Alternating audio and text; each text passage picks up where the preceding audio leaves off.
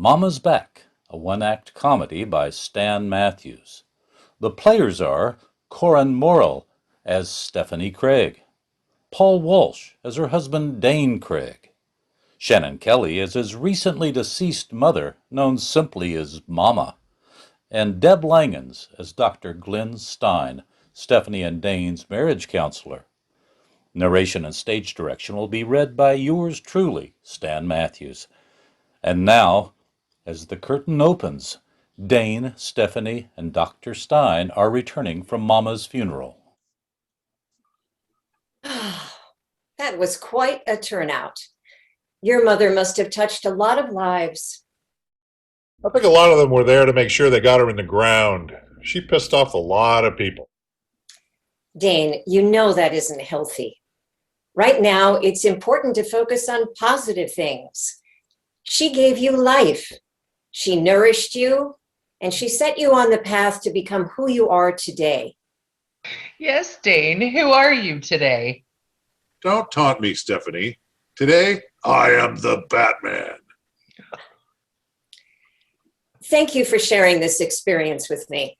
I think I'd better leave you alone to deal with your grief in your own positive ways. Meanwhile, I have a patch of neurotic tomatoes to deal with. Just remember, no matter what, the important thing is that you love each other. You bet. Thanks for everything. Sorry you have to go so soon. Bye-bye. Nothing like living 2 doors down from your marriage counselor. Whose idea was that?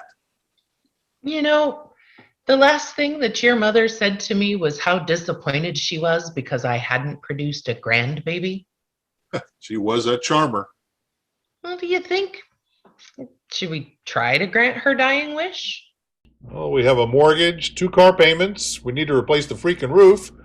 Maybe if we win the lottery. But you'd be a great dad. Stephanie picks up a model spacecraft off Dane's shelf and gestures with it. But you'd have to share your toys. As she fumbles for her phone, the model slips out of her hand and crashes to the floor. Hello? Oh, sorry, no, I just dropped something. No, it was a toy. Okay, I'll be out in a minute. Sorry. It's okay. The important thing is that we love each other. Things like breaking a limited edition, handcrafted model I've had since my favorite uncle gave it to me when I was 10 years old. No big deal in the grand scheme of things. Thanks for that. But that was Jody. She's here to pick me up. I gotta go. Mwah. Dane looks at the broken model for a moment, then throws it on the floor and jumps up and down on it, smashing it to bits. Dane's mother walks in and sits without being observed. It's important to keep everything in perspective. They're just possessions. I value them, she doesn't. So apparently, how I feel doesn't matter as long as we love each other. What the hell does that even mean? Mother? What the hell are you doing here? The apparition stands, walks around him, looking him up and down, then exits. Dane is frozen in place until she is out of sight. Then he falls down on the couch and hides his face. Lights fade to black. Scene 2. Time passes. The lights remain down. Thanks. Same time next week? Stephanie comes in through the front door and flips on the lights. Hello? Are you all right? Did you see anyone else when you came in? I couldn't see anything. The lights were off. My mother? What about your mother? She was here. Your mother's dead. She was sitting right there. Then she got up and walked around me. She looked at me like Like what? the time I forgot to get her a Mother's Day card. Ooh, that is chilling. You're not taking me seriously. Okay, let's walk through it. Where did you first see her? I just looked over there and there she is. Dane, there's nothing there. You can't see her? Get a grip on yourself. Maybe you're feeling guilty because you didn't cry at the funeral. Lots of people think they see a dead friend or relative if they didn't get a chance to say a proper goodbye. Oh, man, what is wrong with you? She's there. She's making faces at you. Maybe you should go lie down, and I'll get you something. Do we have any edibles left? Oh, sure. Get high. You think I'm just a hallucination? Stephanie turns to walk away, and Momma grabs a dish off a shelf and smashes it on the floor. That was my grandmother's, damn it! Of course. It's just a possession. Did smashing something that meant a lot to me make you feel better? I didn't do it. It was my mother. You didn't see? I think I'd better call someone. Maybe Dr. Stein. Stein? We need an exorcist, not a marriage counselor. She's a psychologist, and she's close. I'm going to message her right now. For crying out loud. Can't I have a little fun without everybody getting crazy? There, you heard that, didn't you? So now your mother's talking? With God as my witness. Yeah, God is your witness. You'll have hell to pay getting the subpoena served. That's supposed to be a joke.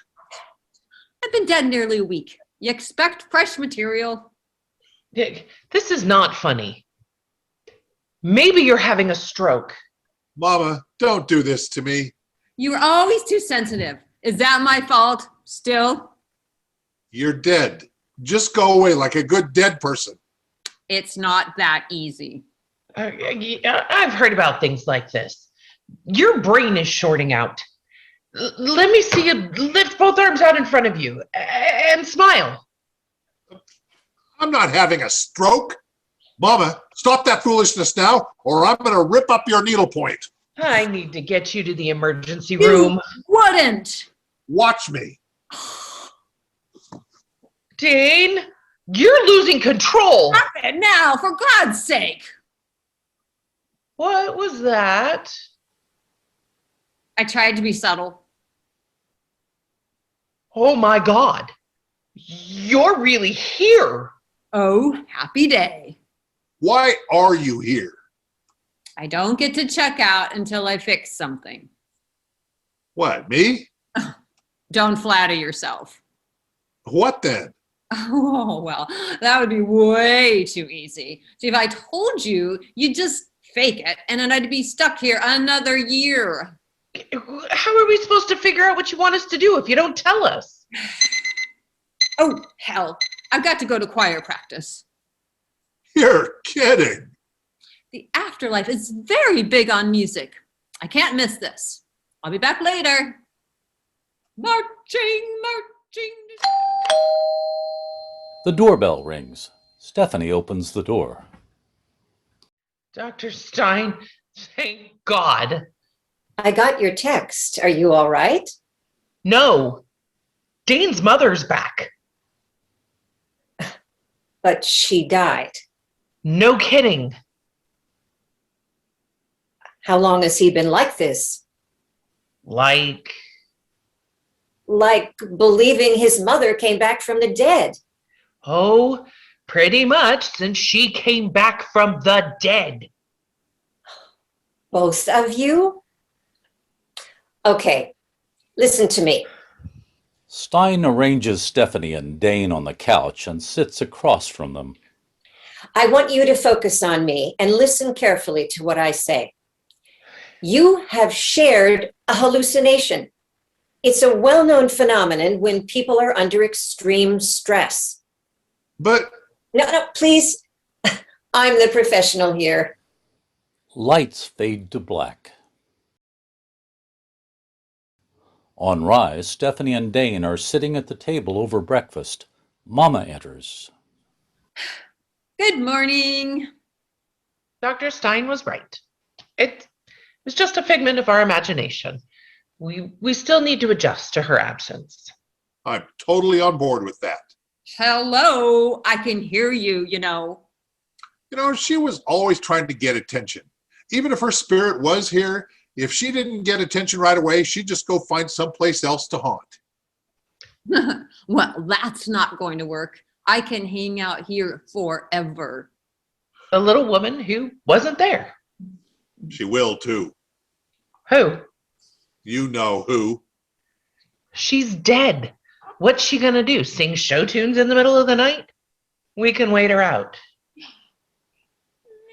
Midnight, not a sound from the pavement. Stop it! Stop it! Dane? We agreed. You and Dr. Stein agreed. What's the deal? Are you two having an affair? Well, could be. There's not a lot of action in your bedroom. No wonder I don't have any grandchildren. That's none of your business. You're dead. There is no reason to be rude to me simply because I am deceased. Dane? Come on. Deep breath. Remember, anger is negative energy. We need to respect each other's point of view and realize that we all have shortcomings. The doorbell rings. Momma exits. Dr. Stein enters without an invitation. Good morning. I thought I should come over to make sure you're all right. You were pretty upset last night. Well, as you can see, the three of us are just hunky-dory. 3? You, me, and Stephanie. We're fine, and you look okay. Dane feels that we had another visitation this morning. Me? You had her singing show tunes. Dane, take a deep breath. Remember, anger is pure negative energy. We need to respect each other's point of view and realize that we all have shortcomings. Better? A door opens and closes. No one has entered, but Dr. Stein stands and greets someone. I'm sorry, I didn't realize you had a guest. I'm Glenn Stein, a friend of Dane and Stephanie's. Stein reaches out as if to shake a hand, then jerks it back and runs around as if someone is chasing her. Finally, she runs out the door and it slams behind her. A moment later, the door reopens and Momma enters. Mother, did you do something to Dr. Stein?